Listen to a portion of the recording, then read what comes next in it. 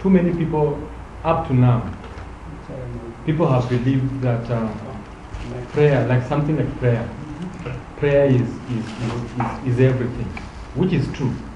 A Christian who doesn't pray, they say is a powerless Christian.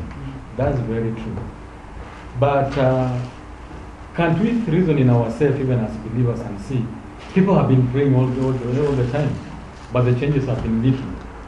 And so when a person comes, for example, I have a friend, a person who comes with a different kind of approach towards the same thing, Christians tend to repel such an idea so fast, maybe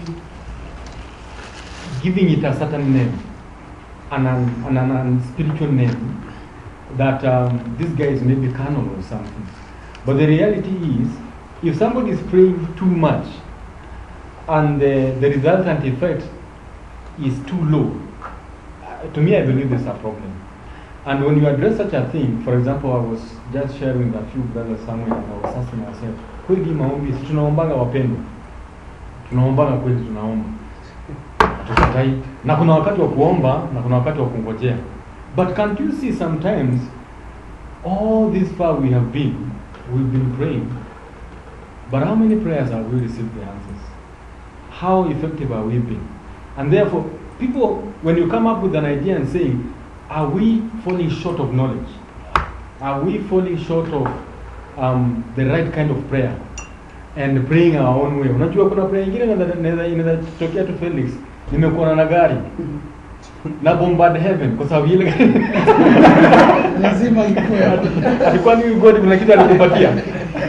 You see, is a lack of knowledge. So such a person becomes vulnerable to an aspect of maybe disappointment and maybe looking at God as somehow. But the reality is a rigidity of failing to be flexible to understand that could I be praying and I don't know. I don't have the right knowledge when I'm praying. And so that's what I was just trying to put what he said, or say what it says, my people perish for lack of knowledge. Unaomba tu sana. I have brethren, kwa jina la Yesu, when you hear them praying, my friend, people use mama hapo. But they are alive. They are alive. Yeah, one time I was looking at them and saying, your life doesn't reflect your prayer. Yeah. And so it's a lack of knowledge. And his prayer may be motivated by selfishness, motivated by competitive spirit, motivated by many other things. And so that is a rigidity in the spiritual life.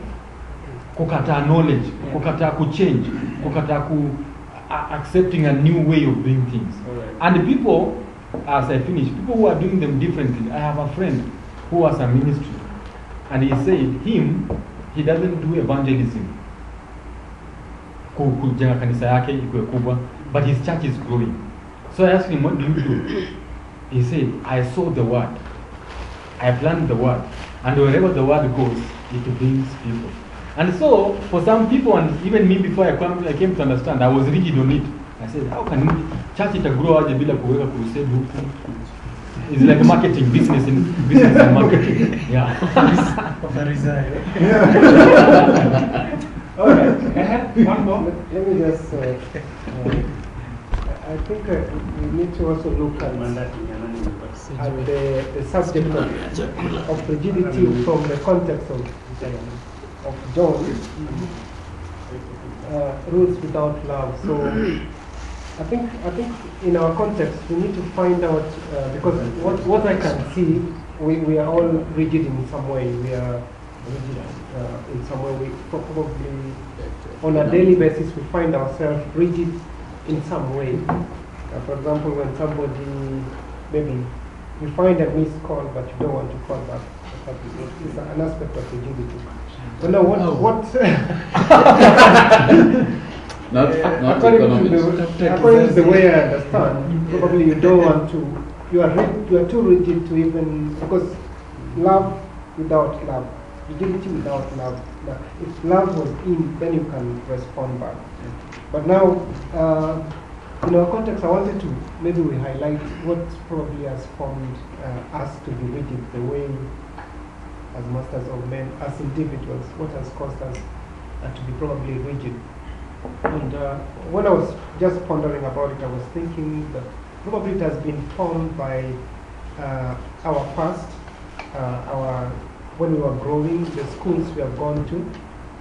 In other words, the philosophy of where we have come from, and so it has formed the way we think.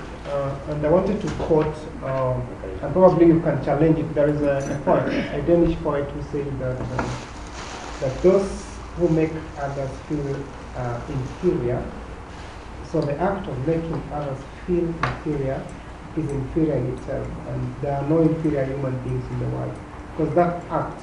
So the reason why I'm saying this is because many times we challenge what others are doing. Probably we criticize, and then we don't know that probably we are also working in the same context but in a different dimension. So we are becoming a little bit too rigid without understanding that the way they are, probably that's the way it works. Yeah. So I wanted to just say that this subject of rigidity is a very crucial subject, because it is something that we have grown up with. It's just like in the days of Jesus, what Jesus was doing was actually what God could have done. And so they ended up criticizing Jesus of what he did, knowing that still the rule that they wanted Jesus to obey was probably healing on a Sabbath.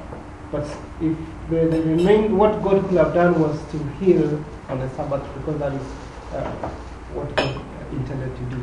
But now the rules were rigid, and so they could not see the good part of it. Yeah. And so even as we sit here, we have to shake the rigidity that is within us, and I don't know how we start to shake it. I was looking at preachers, and I'm seeing them too rigid to the believers, whereby we are being told, bring, you will receive. That person will bring you all that he has. So having it, why are you laughing? Here, this guy drives, the other one goes back, without meal, expecting to receive. So that is part of rigidity. We teach, but we do it. We don't give to them. Instead, we are taking the little that they have. Bring it, and you will be blessed. That person will bring everything. And here you are driving maybe 3 or 4 vehicles parked in your compound. But is he rigid? Really, because I'm not seeing the rigid pastor, because he's trying to put a point across. I think you to can. People, because biblically, when you just give, you're blessed. Maybe the problem is with the Christians themselves, the flock, because they are not giving in a good heart. Maybe their motives are. That's why they are not. I think rigidity comes in that case when, if somebody doesn't give, what will happen? As you continue, I must forgive this brother. Amekula mandasiani.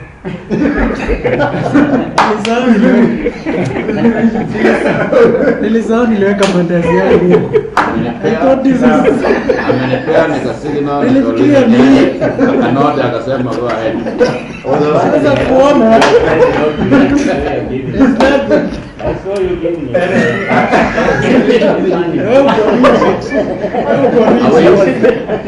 And the pastors will forgive those members of the church who give. Okay, let me go on. Let me go on. For the sake of time, at least everybody has had an opportunity to share. Go on. For the sake of time, let me go on. Well, next time we'll try to. It's fine. Okay, fine. Let's have the meeting again. But I have a few examples that I'm going to share. And if there's a topic that I think literally has affected the church in Africa, that really I think this is one of the messages that should be spread across Africa for us to see the manifestation of the crucifixion of Christ coming into play. Because in my understanding, one of the biggest opposition to the